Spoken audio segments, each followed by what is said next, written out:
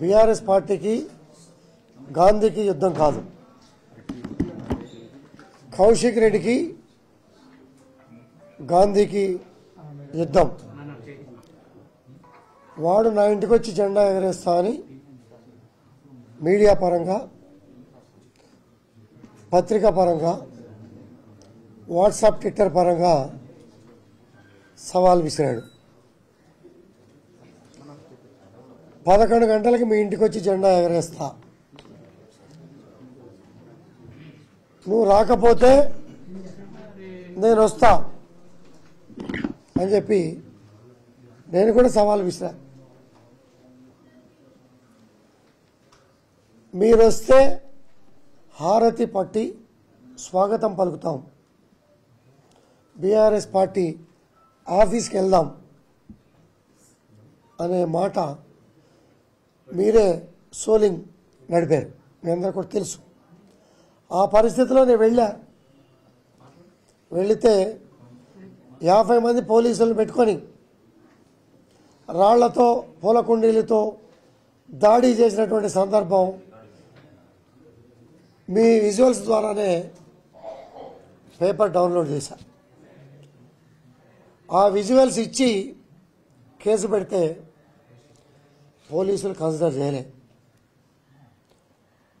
ఆ చీటర్ ఆహ్వానించి మా మీద కేసు పెడితే పలు సెక్షన్లు బుక్ చేసి మమ్మల్ని పోలీస్ స్టేషన్లో 6 గంటల పాటు 15 గంటల పాటు ఉంచినటువంటి సందర్భం. పోలీస్ స్టేషన్ బెయిల్స్, మేజిస్ట్రేట్ దగ్గర బెయిల్స్ తెచ్చుకోవాల్సిన పరిస్థితి క్రియేట్ చేసినటువంటి సందర్భం. ఆ సందర్భంలో మాట్లాడుతూ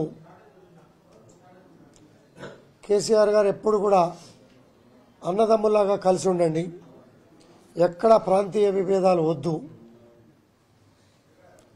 ముళ్ళు గుచ్చుకుంటే నోటితో తీస్తా అనే మనస్తత్వం, గొప్ప మనస్తత్వంతో ఉన్నటువంటి పార్టీలో చీడ పురుగులు చేరి ప్రాంతీయ విభేదాలు సృష్టించే కార్యక్రమంలో ఇటువంటి చీడ పురుగుల్ని పక్కన పెట్టుకున్నందుకు చింతిస్తున్నాం. పార్టీలో చేర్చుకొని ఎమ్మెల్సీ ఇచ్చి, ఎమ్మెల్యే ఇచ్చి, పాపం ఈటెల రాజేంద్ర గారు 2 చోట్ల నిలబడితే కాన్సంట్రేషన్ చేయలేకపోవటం మూలాన ఎవరిని అడ్డం పెట్టుకొని వాడు గెలిచాడో మీ అందరికీ కూడా తెలుసు. 10 నెలలు కాకముందే నీ పద్ధతి ఏంటి, క్రమశిక్షణ ఏంటి, నీ కాన్స్టిట్యున్సీ ప్రజలు, రాష్ట్ర ప్రజలు చూస్తున్నటువంటి పరిస్థితి కూడా చూస్తూ ఉన్నారు. ఉదాహరణకి నిన్నే పోలీసు వాళ్ళని తోసి పోలీస్ డీసీపీ స్థాయి అధికారులనే గల్లా పట్టుకునే పరిస్థితిలో హరీష్ రావు గారు లాంటి వాళ్లే వెనక్క లాగి తోసినటువంటి సందర్భం కూడా మీరు చూశారు. ఇటువంటి క్రమశిక్షణ లేని మనుషులు పక్కన చేరి పార్టీ నాశనం చేస్తున్నటువంటి సందర్భంలో, పార్టీ విభేదాలు సృష్టించే కార్యక్రమంలో, ప్రాంతీయ విభేదాలు సృష్టించే కార్యక్రమంలో నాకు తెలిసి కేసీఆర్ గారు, నా సహచర శాసనసభ్యులు స్పందిస్తారని భావిస్తా ఉన్నా. ఖచ్చితంగా భావిస్తారు, స్పందిస్తారు. స్పందించిన పక్షంలో నేను స్పందిస్తాను. నిన్న మీరు ఈ దాడి చేసిన వెనుక సీఎం రేవంత్ రెడ్డి ప్రోద్బలంతో మీరు చేశారని వాళ్ళు ఆరోపిస్తున్నారు. రేవంత్ రెడ్డి గారు ఎక్కడున్నారు? ఆయన సూచనలు, ఆదేశాల మేరకు మీరు చేశారు.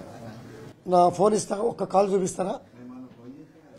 నా ఫోన్ ఇస్తే సింగిల్ కట్టసి కాల్, సింగిల్ కట్టసి కాల్. హరీష్ రావు గారే తెలియకుండా వచ్చారు అక్కడికి. చీటరు మాటలు మోసపోయి హరీష్ రావు గారు వచ్చాడు. హరీష్ రావు గారు గాంధీ ఇంటి మీదకి వచ్చి దాడి చేశాడు అని అంటున్నారు. వీడు నన్ను స్వాగతించాడు, హారతి పెట్టి ఆహ్వానించాడు, బీఆర్ఎస్ పార్టీ ఆఫీసుకి తీసుకెళ్తా అన్నాడు అన్న విషయం హరీష్ రావు గారికి తెలుసా?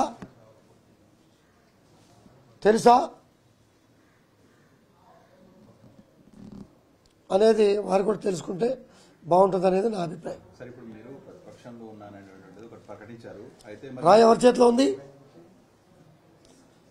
ఎవరు కొడుతున్నారు? రాత్తో ఎవరు కొడుతున్నారో చూడండి. పూలకొండీలు కూడా చూపించిన వాస్తవాలు చూడండి. పూలకొండీలతో ఎలా కొడుతున్నారు. మీ విజువల్స్తో ఉన్నాయి, నా దగ్గర ఆధారాలు ఉన్నాయి. వాళ్ళు కేసు పెడితే ఒక ఫేక్ కేసు పెడితే తీసుకున్నారు. వాస్తవంగా డాక్యుమెంట్ ఎవిడెన్స్తో కేసు పెడితే తీసుకోలే. పోలీసు ఎవరికి సపోర్ట్ ఇచ్చింది? ఎవరిని నిర్బంధించింది? 50 మంది పోలీస్ సపోర్ట్ ఎవరికి ఇచ్చింది ఇంటికాడ అనేది కూడా వాస్తవాలు తెలుసుకోండి. వాస్తవాలకు ఎప్పుడైనా కూడా నిలబడతా. ఇటువంటి అనైతిక శక్తులని 10 సంవత్సరాలు డిసిప్లైన్గా కేసీఆర్ గారు ముఖ్యమంత్రిగా, గౌరవ శాసనసభ్యుడిగా గౌరవంగా నడిపా. నా మిత్రులు శ్రేయభిలాషల్ని ఇలా మాట్లాడతావా గాంధీ అనే బాధపడే విధంగా ఎందుకు మాట్లాడాల్సి వచ్చిందో కూడా అర్థం చేసుకోండి మిత్రులారా. ఇటువంటి చీడపురుగుల్ని ఎప్పటికైనా ఎవళ్ళో ఒకళ్ళు ఏరివేయాలి. దానికి నేను కంకణం కట్టుకున్నా. అతని మీద ఏ కోణంలో అయినా ఫైట్ చేయడానికి సిద్ధంగా ఉన్నా. వెనకడుగేసే ప్రసక్తి లేదు. ఎరివేత అంటే ఏ విధంగా ఉండబోతుంది సార్? ఎరివేత ఎట్లాంటి వాళ్ళని ఎరివేయాలనుకుంటున్నారు కదా, ఎవరు ఏరేయాలి?